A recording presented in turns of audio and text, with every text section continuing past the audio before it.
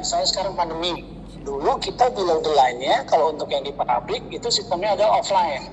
Jadi setiap hari kita menerima kunjungan gitu ya, ke pabrik, jadi edukasi terkait sama produk dan lain sebagainya. Kemudian sekarang yang dilakukan adalah perubah. Kita mengedukasi, bisa langsung berkomunikasi dua arah dengan konsumen kita ataupun pelanggan kita. Tapi sekarang menggunakan sistemnya adalah online. Misalnya apa? Kita melakukan kegiatan factory visit itu secara virtual, gitu ya. Tapi virtual itu juga tidak mengurangi esensi daripada edukasinya, karena mereka juga kita ajak untuk melihat proses secara live sebenarnya terkait sama bagaimana Pocari itu diproduksi. Itu kurang lebih gambarannya. Termasuk juga selain tadi di marketingnya, di salesnya juga kita berusaha untuk beradaptasi dengan kondisi yang ada nih. Dulu sistem distribusinya kita masih tradisional ya, artinya dari pabrik, kemudian ke distributor, kemudian ke juga ke cabang, kemudian juga ke modern market, traditional market gitu ya. Nah sekarang kita sudah mulai beradaptasi dengan menggunakan sistem adalah penjualan online juga. Kita udah merangkul misalnya Blibli, kita sudah merangkul Tokopedia dan lain sebagainya, dan kita juga punya divisi khusus nih yang memang dia fokusnya adalah melakukan pendistribusian gitu ya, ataupun penjualan melalui jaringan internet. Kita sebutnya adalah IDH. Itu IDH adalah Indonesian Distribution Hub. Jadi kita punya divisi khusus tuh yang memang dia menghandle penjualan untuk melalui online. Dan sekarang boleh dibilang selama pandemi IDH itu meraup keuntungan itu lebih besar dibanding sama yang distribusi melalui kegiatan yang masih konvensional, kurang lebih seperti itu gambarannya. Dijawab? Oh iya, baik Pak, terima kasih atas jawabannya. Oke. Mungkin selanjutnya akan dilanjutkan oleh Putra Irfansyah. Silakan Putra. Oke, baik. Baik, terima kasih Gaby. Selanjutnya Putra ya Pak ya, mohon dijawab untuk pertanyaannya. Dalam predikatnya, Pocari Sweat sebagai minuman isotonik terbaik dan banyak manfaatnya bagi tubuh manusia. Bagaimana strategi Pocari Sweat tetap mempertahankan predikat tersebut yang secara kita ketahui produk minuman isotonik atau elektrolit itu sudah banyak di pasaran. Kemudian, bagaimana Pocari Sweat membangun brand image yang baik, Pak? Oke, baik. Terima kasih. Jadi terkait sama mempertahankannya, sebenarnya sulit banget gitu ya teman-teman. Tapi kita berusaha keras sebenarnya untuk tetap bisa produk kita dicintain, disukain, sama diminatin sama konsumen terutama yang ada di Indonesia. Pertama yang dilakukan strateginya adalah tetap menjaga kualitas daripada produk itu, gitu ya. Jadi kualitasnya sebenarnya utama nih buat kita. Gitu. Kemudian yang berikutnya apa? Dilakukan inovasi. Inovasi tadi ya teman-teman mungkin udah di beberapa menit yang lalu saya informasikan kita merubah strategi itu. Dulu kita bicaranya offline, sekarang udah mulai main di online gitu ya. Kemudian kita juga sekarang bicaranya selain itu konsisten. Di perusahaan kami tuh ada yang namanya sistem kerja tuh namanya 3C. Ada choice, concentration, continuity. Artinya choice itu adalah kita bicaranya kalau kita sudah menentukan sesuatu gitu ya, kita harus concentration atau kita harus fokus. Kemudian setelah fokus apa yang kita lakukan? Kita secara berulang-ulang bertahap gitu ya melakukan ataupun memaintain apa yang sudah kita lakukan. Yaitu yang namanya continuity. Nah itu kalau di pabrik kami itu disimbolkan sama ada kolam gitu ya. Kolam itu isinya ada beberapa batu, kemudian ada batu besar, ada batu kecil, kemudian ada air mancur. Air mancurnya itu dia akan mengucur ke satu batu gitu ya, yang besar sekali gitu. Nah batu itu keras, kalau lama-lama dikucurkan sama air dia akan secara berlahan tuh akan terkikis. Nah itu ibaratnya yang 3C tadi, concentration, voice concentration sama continuity.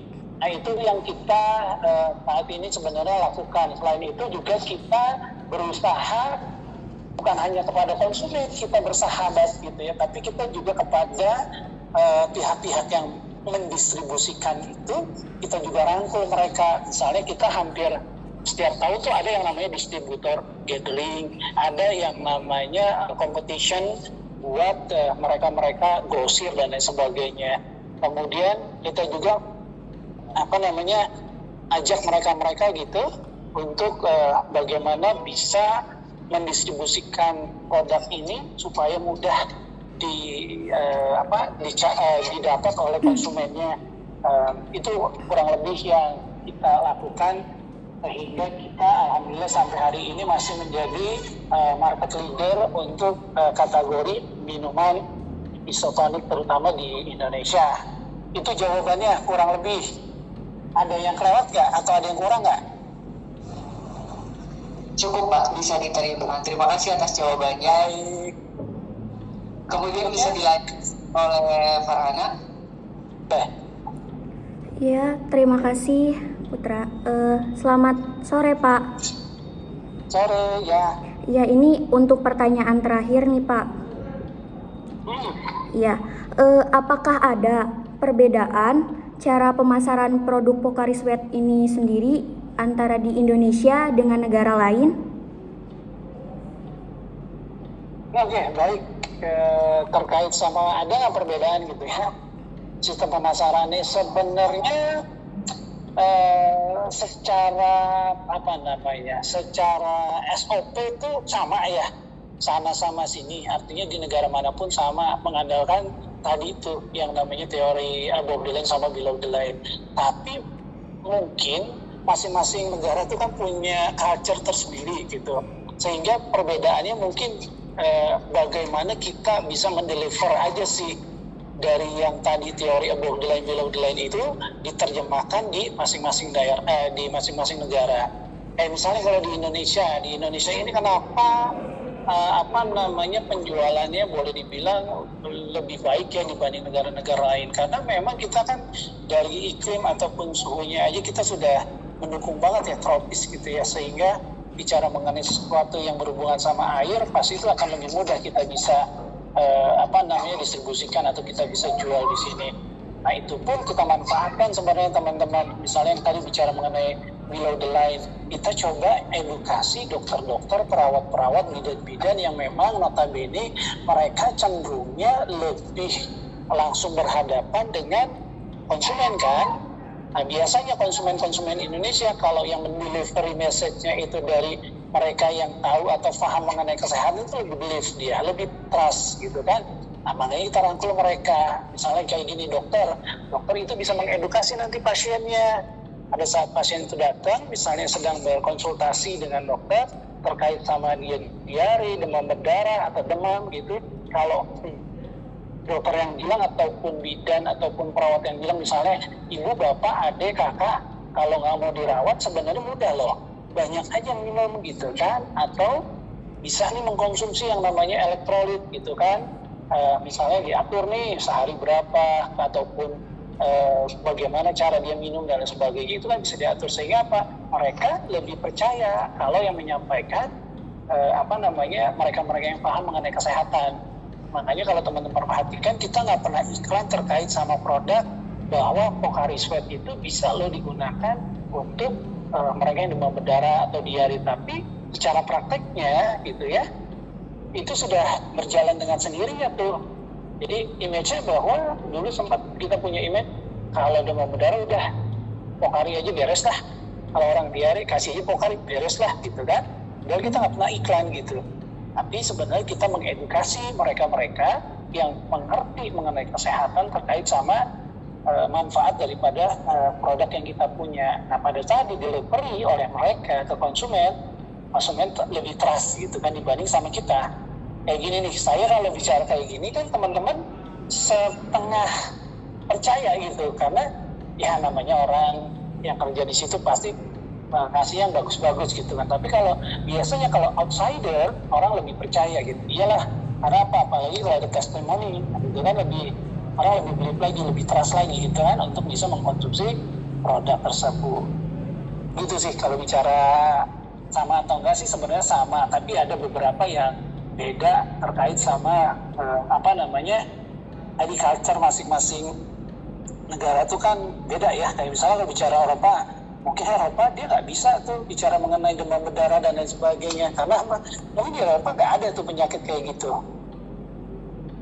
Gitu sih. Jadi balik lagi ke negara masing-masing, di mana dia bisa melihat peluang untuk dijadikan kesempatan emas kita mengambil dari kejadian itu gitu. Makanya Pokari itu kan naik pada saat dulu sekitar tahun 2001 atau 2002 kejadian demam berdarah yang cukup besar ya di Indonesia. Itu kenaikannya langsung lebih dari 100% untuk penjualan Pokari. Seperti sekarang nih, alhamdulillah semenjak pandemi yang namanya Orananinsi, secara kita tidak sangka-sangka kenaikannya lebih dari 200% penjualannya gitu. Kenapa? Ya tadi diuntungkan sama momen ya, bukan artinya kita bersyukur ya atau mengharapkan ada momen-momen yang penyakit atau apa enggak, tapi kita coba melihat peluang itu untuk bisa tadi mendelivery produk kita dengan baik. Itu sih teman-teman. Jawab nggak kira-kira? Percaya Pak? Terjawab kah? Atau Ya, ada terjawab. yang masih mau ditanyakan boleh? Boleh. Terjawab Pak.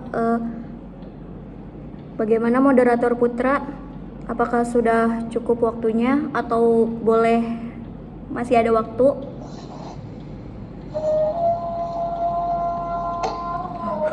Oke, udah pada ini ya, udah pada mengajukan pertanyaannya masing-masing.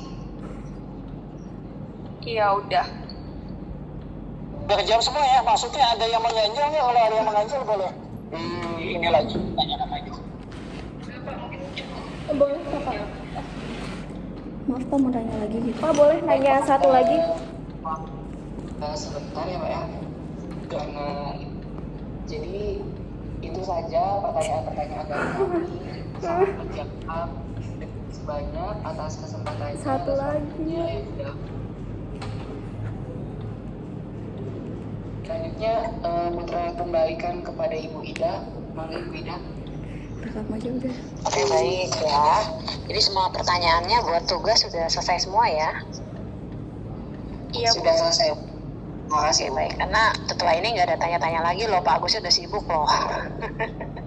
Ya, saya juga mengajak teman-teman semua nanti kalau ingin mengetahui lebih jelas tentang perusahaan, ini ya, khususnya tentang Pokari Sweat, nanti kalian search YouTube-nya Pokari Sweat ya, sejarah Pokari Sweat ya, kalian baca di situ untuk menambah referensi dan juga buka websitenya perusahaan kami di www.io.co.id. Baik. Baik Ibu. Baik, Ibu. Iya, sedikit. Ya baik. Putra mau minta izin sama teman-teman semua buat menjadikan wawancara hari ini itu sebagai bahan nanti selanjutnya kami buat satu video yang nantinya kami juga akan publish juga di YouTube kami masing-masing. Bagus, apakah diizinkan Pak untuk dipublish di YouTube Pak? Coba di ini dulu aja, Mas Putra, nanti dikirim ke kami dulu gitu ya, sebelum bisa dipublish gitu ya. Mungkin ada yang perlu kami revisi atau enggak gitu kali ya. Iya, baik Begitu. Pak. Kami juga sebelumnya nanti akan sedikit memoles kayak misalkan sedikit tambahan gitu dari website kayak Otsukanya sendiri dan dari YouTube-nya Otsukanya sendiri itu sebagai referensi tambahan. Boleh, nanti gitu aja Mas Putra ya. Sebelum ini kita coba lihat dulu gitu kan, kira-kira apa mungkin ada tambahan ataupun ada yang perlu nanti kami sampaikan ke Mas Putra ataupun yang lain. Baik Pak. Oke, baik ya, jadi udah jelas semuanya ya. Sudah Kalau jelas, nggak ada Bu. ya, oke baik. Kalau nggak ada, jadi nanti sebelum dipublish tolong diinformasikan juga ke kami ya. Saya ingatkan lagi untuk penulisan nama juga jangan salah ya, penulisan nama perusahaan, kemudian produk-produknya penulisan nama produk juga jangan salah ya. Jadi dipastikan lagi nanti kalau mau lihat penulisan nama yang benar buka di website kami ya. Iya, terima kasih. Oke baik, itu aja mungkin yang kegiatan hari ini ya. Itu saja yang bisa disampaikan. Terima kasih banyak dan semoga sukses ya bikin tugasnya ya. Iya, amin. Terima kasih. Terima kasih banyak ya Bu. Terima kasih Ya, banyak Bu selamat sore. waktunya. Baik, terima kasih semuanya. Waalaikumsalam warahmatullahi wabarakatuh. Matiin.